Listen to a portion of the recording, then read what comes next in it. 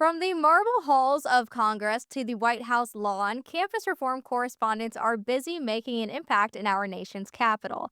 Today, I'm excited to welcome our very own correspondent, Emma Dayton, who just wrapped up her summer as a White House intern. But before that, she served on Capitol Hill as a press intern for a member of Congress. She's been so busy here in Washington, D.C., that it's hard to believe that she's also a college student, too, and spends time reporting on college campuses across the country as one of our correspondents. Welcome, Emma. We are so excited to have you. Thank you for having me. Well, let's get started. Your first stop in Washington was on Capitol Hill before heading to the White House. Think back to that time. What was it like stepping into a congressional office for the first time, and what did your role look like there? Yeah, so I think I started in April as a press assistant for a congressman from Georgia. Didn't really know much going into it. I'm a politics student at Liberty University, but of course, I knew that when you actually step into the halls of Congress, you have such a deeper understanding of those issues you're actually learning about in the textbook. And so I didn't really know what to expect, how much was going to be the same, what was going to be different.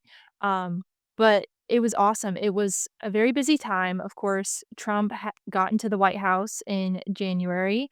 And so Congress was still processing, learning what it means to have the majority again, and so we were in a really good place as Republicans, and so, my role, I got to do a lot of different things on the press side for the congressman, got to help with the social media, got to help with some, copywriting for the emails, and work on that, so it was really just a great experience overall and getting to see the behind the scenes of what Congress actually looks like.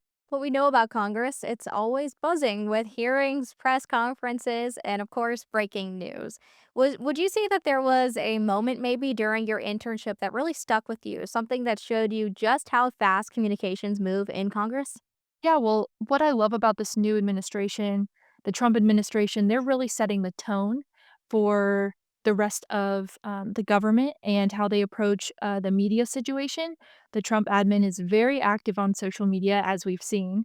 And so that's also going into Congress. And we had Trump's first 100 days media row on Capitol Hill, and all these media companies uh, came, and all of these podcasters came and got to speak to members of Congress. And so our member, we took him around to probably 5 different media companies, Fox, um, D- Daily Signal. We try to stick with the media companies that only broadcast common sense. um, we took them around to that, and then the same segments would be airing on the news that evening, and so you just watch how these congressional members are constantly in the news and constantly making news and how they balance that with, their roles as legislators. Well, you really had a front row seat to it all. And how would you say that the pace that you saw, the atmosphere that you saw on Capitol Hill, how did that compare to what you later experienced in the White House Office of Communications? Yeah, I think the pace between Congress and the White House is very different. It should be different. Their jobs are 2 entirely different things. The pace in Congress, it can seem a lot slower at times, but also you have to remember that's their role to be slow, and it's been working now for over 200 years, and it's been successful.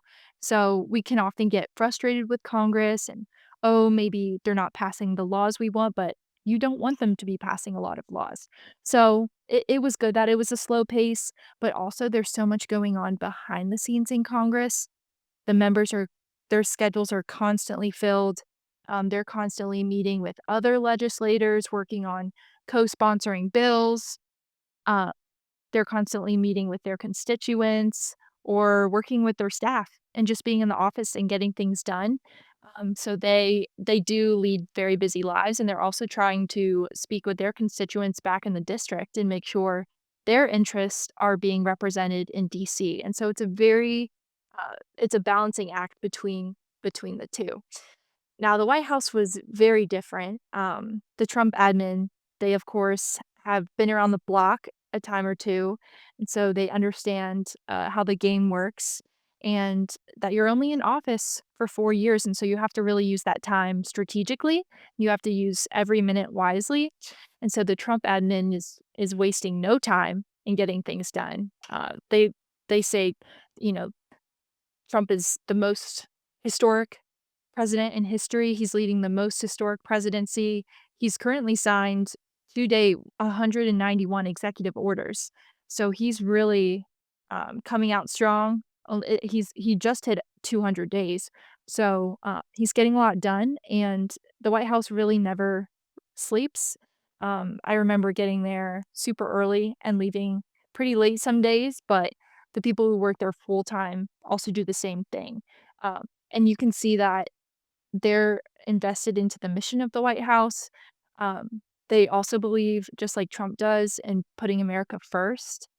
And so you can see that reflected in the hours they put into it, and what we get out of it too. We're seeing a lot of results from the admin that we never saw in the Biden administration.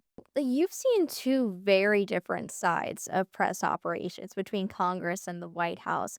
You mentioned that things move a little bit slower in Congress, and I like how you explained that maybe Americans might not understand why things are a little bit slower, but you explained that so well.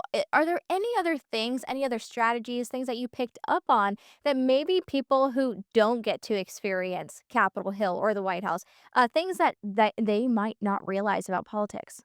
Yeah, well, the first thing I would say is that although maybe you feel like Washington, D.C. is very distant from your home wherever you are across the country, these legislators are seeing what's going on in their local districts, and they're watching local news, they're watching national news. So maybe some things that you think get overlooked, no, they're actually seeing that and it's coming to their desk. Um, some strategies that I learned, or that I would take away is that you have to frame your message to your audience, and in order to do a good job, you really have to know your audience.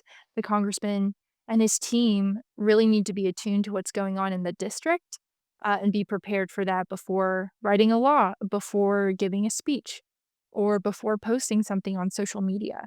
And a lot of times, these congressional members are reacting to daily news that's happening in their district. They're keeping tabs on it and they're commenting on it. Although it may not be on national television, it may be on their social media. So it was really interesting to see how congressional members can use their social media, use their X, uh, to be funny, but also to comment on these national issues. And I will say, the member of Congress I got to intern for was Mike Collins from Georgia. And the reason I interned for him was because I really appreciated his approach to social media and just how he was so funny, while also taking his job seriously. And now he's running for Senate, and I think he's in a really good spot. So I'm looking forward to seeing how that's going. Regarding White House communications, it is a whirlwind. You know, Caroline Leavitt is up there every week speaking truth and common sense to these reporters who have done nothing but attack the Trump administration for the past 4 years, or really the past 10 years since he came down that escalator. But she's done such a good job, and I think Americans don't understand how much goes into one press briefing, how much goes into one statement. The White House is really um, strategic about what they say. They're they have so many amazing professionals working for them who understand the Trump administration's mission and who also believe in it to put America first. And so there's so much that goes on behind the scenes and these people put in countless hours, uh, and they really care about the policies that they're communicating on. I mean, there's two things that the American people value, I think: humor and authenticity. And that underscores the Trump administration's social media efforts. I think that's why it resonates so well with the American people. But shifting gears a little bit, let's go ahead and talk about campus reform. How did you first get connected with us, and what made you want to start reporting? Yeah, so I started writing for Campus Reform a couple years ago. It has been a great experience ever since, and it's opened so many doors for me. I've met so many people. Um, Originally started writing for them. Uh, Cabot Phillips came to campus. He came to Liberty University and spoke to us about his job at the Daily Wire. He hosts the Morning Wire for them, and he was just talking about his role. And I came up to him after he spoke, and I was like, "Do you have any recommendations for little freshman, little sophomore trying to get plugged into this conservative media world? What would you recommend?"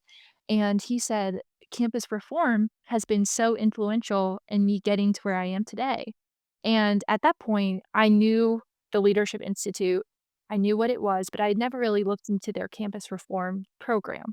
And so I looked into it. It seemed like a great opportunity. My minor's journalism, so it was right up my alley. Um, had a couple calls, couple interviews, and then I started writing for campus reform. Um, it's taught me a lot about investigative journalism and going after a story and searching one out, not just waiting for the mainstream news to report on a story because there's a lot of stories that get overlooked by the mainstream media. And they're actually more influential than the stories that they're probably covering. So, yep, started writing stories and then eventually tried my hand at man on the street videos, which has been my favorite part. I've gone to the University of Virginia. I've done a video at my campus on Liberty University. I've also done a couple other videos up in DC.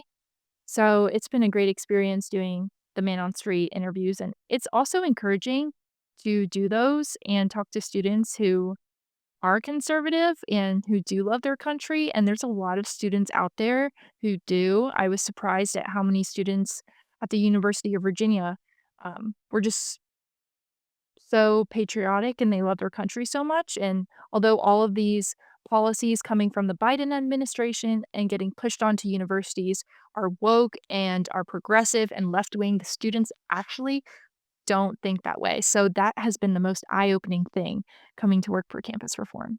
Definitely a silver lining to this story. What lessons and skills would you say from your time with campus reform have carried over to into your work in Washington, D.C.? Being an effective communicator is extremely important in any field that you're going into, and campus reform has taught me that, but it's also taught me to know what's going on in the conservative world and understand the policy issues that are actually being debated and sometimes implemented. So it's taught me to balance policy knowledge with also communication skills and use those as I go to DC. I was an intern in the Office of Communications at the White House, and there is a ton that happens every day in the Office of Communications. Sometimes you walk in the door and you never know what that day is going to look like. Trump could get up on the roof that day, and now you're having to talk about that. The next day, he could be signing the big, beautiful bill. So you really never know what's going to happen. And I think understanding those policy issues on the front end before they occur is very helpful to responding to those policies in a quick and fast-paced environment. Well, now you're back at Liberty University for your senior year, I believe. It's the first week of classes. What's next after graduation, and how have your internships on Capitol Hill and the White House helped to shape your career goals moving forward? Yeah, well, in my time since being a freshman, I have done perhaps 5 internships now. I'm kinda losing track. Um, but my time at Liberty has been so influential in doing each of those internships. This is really where the foundation is laid, and I chose this school for the conservative and Christian foundation that it would provide in the classroom and also in the relationships that I have on campus and with my professors, and just people I meet. So that's why I chose Liberty University. And again, it's proven so influential in all of the internships I've done. And it's opened my eyes to how powerful our faith is when we're getting involved in politics. And it really should be the foundation for anything that we do. If you're not integrating your faith in your political involvement, it's all temporary and nothing is eternal without your faith. And so that's what this program at Liberty has taught me, and that's what it's prepared me with as I've gone out into the crazy DC world. So I do hope to go back. There's still so much going on in DC. Trump has a lot of his presidency left, and it's just getting started, and there's so much planned for the next few years under the administration, and there's so much change we can make in DC. But I would also say, anyone out there, that doesn't mean we should neglect all of the local and state opportunities that we have. And a lot of change, and perhaps maybe more change, can be made on those levels. And voting on the state and local level is so powerful, and we can't overlook that. So I think although I will probably head to DC after graduation unless something else comes up, uh, we also shouldn't neglect the state and local level, and maybe I'll end up there eventually someday.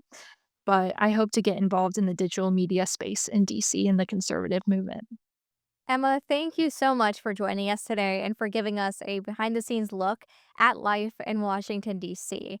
From Capitol Hill to the White House, even to college campuses, campus reform correspondents have shown us just how much impact young conservatives can have when they step up and get involved, just like Emma did. If you're a student and want to do the same, head over to campusreform.org and join our team today. I'm Emily Sturge. Thanks so much for watching.